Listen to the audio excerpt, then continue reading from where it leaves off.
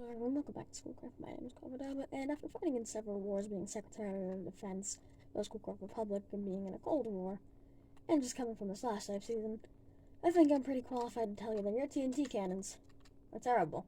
They're awful. And, here's why and how to make them better. Now, this is actually a blown-up TNT cannon that I originally started working on with Adam, and it does not work. But you'll notice a couple outlining features. All the dispensers are on this side so that there's more TNT facing here, and then there's one piece of TNT that goes down here. Meaning you get a very, very straight bullet, and it's really cool to watch. But this is not good at all, because if I had to blow up a wall, such as this one over here, and there's a reason this wall is very tactical, but that'd be like watching a PowerPoint presentation. That is way too boring. And I only really do it if people enjoy this video. It really won't do anything. But you shoot a straight bullet at it. Yay! Hooray! You've done that. You know, you've really done it. It hits the wall, falls to the ground. That's what you're shooting with.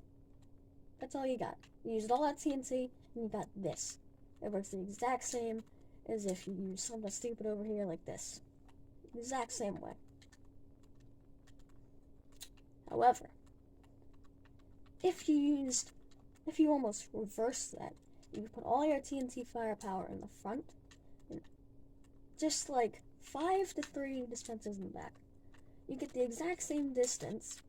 You shoot however long you want. This shoots around 200 blocks. You get so much more firepower. This is 20 pieces of TNT, all shooting at once. So it's compared to this, to now a whole wall of TNT.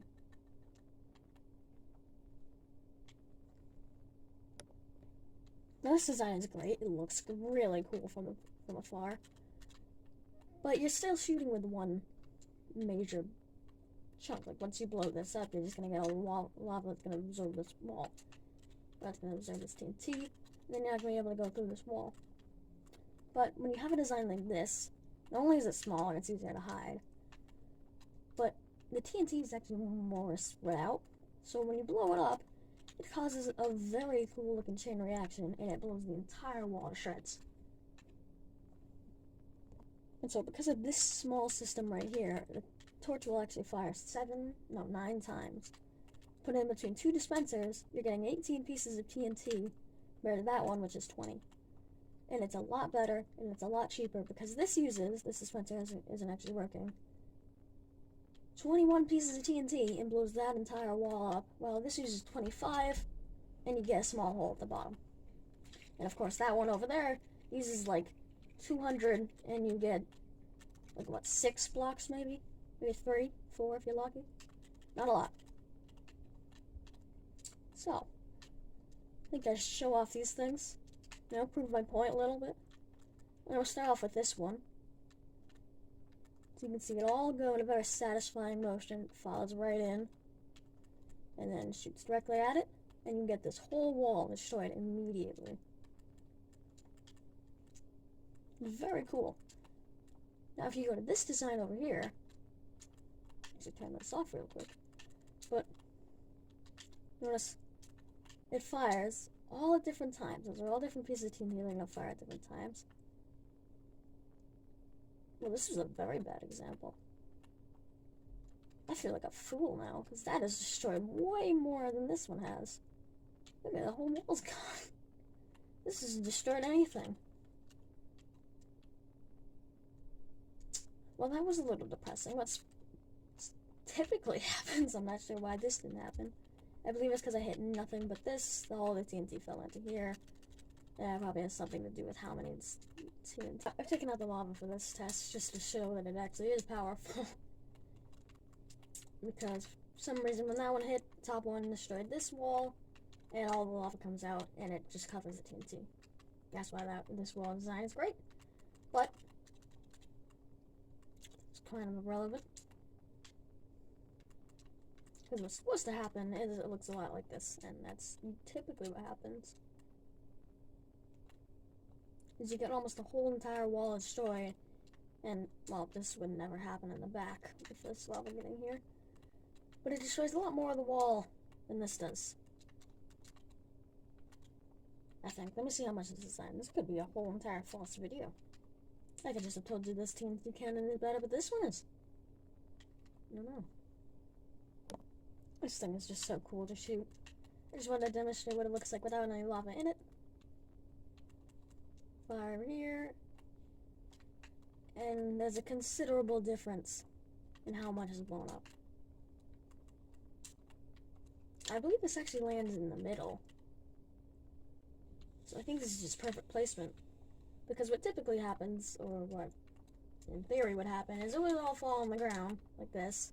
And you get all 20 pieces of TNT, and then they do exactly what happens when you just have one piece of TNT shooting very, very fast. And you get, well, notice a considerable larger impact, but still just a small hole in the bottom. Like, maybe like 12 to 15 blocks. That's really it. The 25 pieces of TNT, it's not really too different.